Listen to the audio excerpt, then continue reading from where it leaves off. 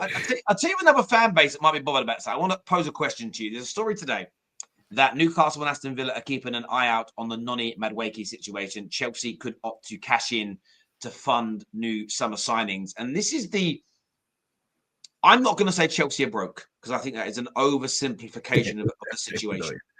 They've just gone to spend £70 million on more kids. Yeah.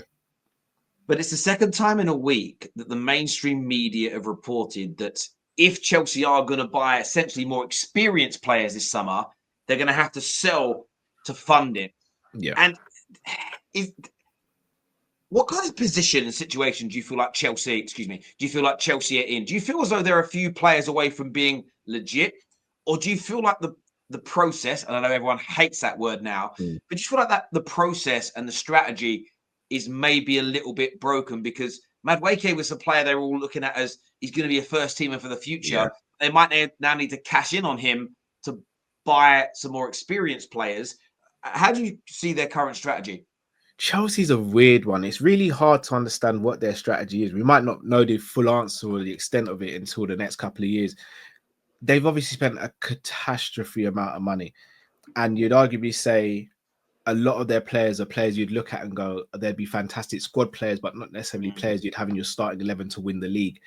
I look at someone like Wesley Fofana, for example. I think Wesley Fofana is excellent, but injuries have killed him. Colwill hasn't kicked on since he was at Brighton. Reece James has just come back from injury and he's straight back into the team, where you think to yourself, should Gusto not be the one that you pin your hopes on and try and give him a little run in the team? Cucurella, to his credit, has come on leaps and bounds since the Euros. Goalkeeper situations diabolical. Robert Sanchez is one of the worst goalkeepers I've seen in Premier League era. Yeah. Caicedo, fantastic.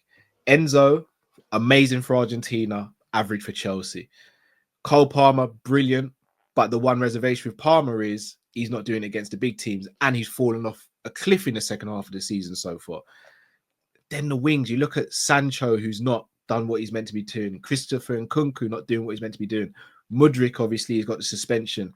You got Pedro Neto, who's always been riddled with injuries. Madueke, who again for me would be a perfect backup right winger. For me, you look at that area and you think you need some stardust on the wings, in my opinion. And then the striking position, obviously they lost Jackson for injury, which was really unfortunate. But even then, you still wouldn't say Jackson's the guy to take you to a Premier League title. I look at Chelsea's team and I feel as though they need a spine of international class to world class players before they can get over that line. I understand why they're trying to buy all these young talents, because the thinking is you buy them now so you don't have to spend double, triple the amount of money in 4 or 5 years' time. The question is, are those players going to get time to develop there with the amount of players they're bringing in? Is it going to be an environment that allows these players to hit the next level? And then are Chelsea going to be in a position to hang on to these players in the future? Oh, you're on mute, bro. Yes, I am. I feel like this summer is going to be such a big eye-opener for a lot of Chelsea fans, in the sense of the ones that are backing the process, the club, the strategy that they're going through. Because listen, they've signed Quenda from Sporting, who's got the world at his feet. He's very well coveted. There's a lot of people excited, about the quality of this young man. Yeah. At the same time, when they signed Noni Madueke, I remember the hype around him. I watched Mykhailo Mudryk quite a lot that season, mainly because we had a sponsor for all of our Champions League games. It was Tops. So I watched, and part of that deal, we had to do more match reactions than we normally would. That's what they wanted. So we covered games that involved non-English teams. And it just so happened that I ended up watching him play for, it was I want to say it was Shakhtar. Yeah, I just ended up. I think a few British teams played them, and it just happened. I ended up watching them through that. Like I think I watched like 5 of their 6 group games or something along those lines. And I watched him and just thought, oh, there's a player in there. And I did think there was. He had a decent first touch. He could dribble. He had electric speed. And I just thought, yeah, there's a real raw talent in there. But Chelsea got him. And the thing is, you look where he is now, and you go, wow. No, I think Kenda is better. I think his talent and his ability is better. But at the same time, Chelsea signed a lot of players in the last 3 years that had that they're going to be superstar hype about them.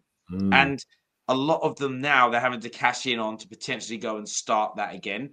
Yeah. I just think what they've now got to do, and it may mean tweaking the strategy, but I think every business, I think every home, I think every school, I think every sports team has to have a plan and an end goal.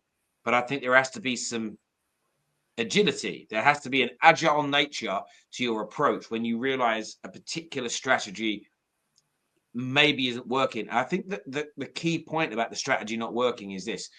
If the rumors from the protesting Chelsea fans and the thoughts from the protesting Chelsea fans are not true, that they're not looking to cash in on Palmer and Caicedo at the first chance to make a profit, and they are going to keep them to be their star players to win a title, I think they have to also look at the volume of flops or players they're not going to be able to sell for a profit. On the other side of that spectrum, Facts. which was to spend 500 million on kids and maybe sell them for 700 million, you've made 200 million profit, you invest that in more players. I think they have to look at the amount of players that they're going to lose money on or have been a drain upon them that have not kicked on like Palmer, not kicked on like Caicedo. Yeah. And now they're in a case of, right, we might be able to sell him for 30. We're going to have to spend that straight away on this guy and hope it works out. I just think that they've got to now go for experience. I think if they go for purely young players and potential again this summer, I think they could find themselves in real trouble because they're already getting to that point now where it's like, everyone's got to sell to buy. It's a fallacy that City are rich and they still sell players to buy. But when you're in a position, I feel like Chelsea, they cannot be far away again from getting into FFP and PSR problems. And I say that because they're only turning over 600 million a year. They've spent 1.5 billion in their first 3 seasons, euros, on players. Yes, they've spread some of that cost over 8 years. Yeah. But now they're adding more players to it. But the thing is, yes, you spread it further than other teams, but you've also spent more than everybody else. Yeah. So when you start to accumulate all those payments up, they are eventually, if they don't start getting it right and slow down their volume of spending for 2 or 3 years, they'll eventually get to a point where they legitimately have a summer where 150 or 200 million pound has to be paid out on players. Half of them may not even be there anymore. The problem with that is when your club is only making 600 million a year in turnover, half of that is on salary already. Yeah. It leaves you with 300 million. Out of that 300 million, you've still got to pay for the stewards and the electric bills and the staff and everything else. So suddenly you start looking at it, and that means debt. That means you've got to start borrowing money. And this is where I think Chelsea fans, and there's one that watches, and DJ, I hope you comment when I say this. I've said all along, you've got very clever businessmen, and they help get you out of the first financial problem you face by selling off hotels and assets. And maybe there's still some more assets that the club can sell. Yeah. But I always feel this way about life. If I'm running a business, but to keep it afloat, I've had to sell my car.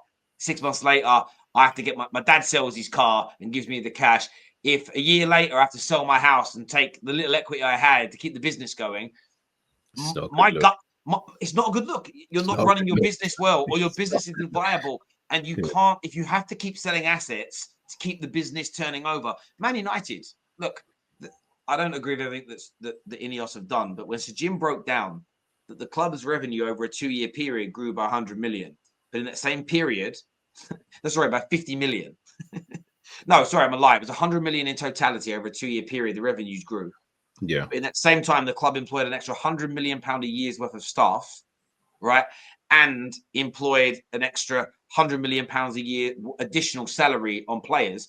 So business-wise, we grew by 100 million, but the operating cost grew by 200 million. On a graph level, one's growing like this, the other one's growing like that. And you're in a sort of situation where it's unsustainable. At some point, you will run out of money. And if you don't start winning at the same time and getting back into the champion. Now, the one thing I would say with Chelsea as well, this is where I'll defend them. They're going to be in the World Club Championships. There's up to 100 million of prize money from that.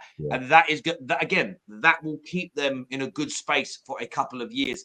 But they've got to start getting it right. And if they miss out on the Champions League this year, it's even more damning. So, Chelsea's transfer window is going to be so intriguing to me. It really, I'm quite excited to see what they do.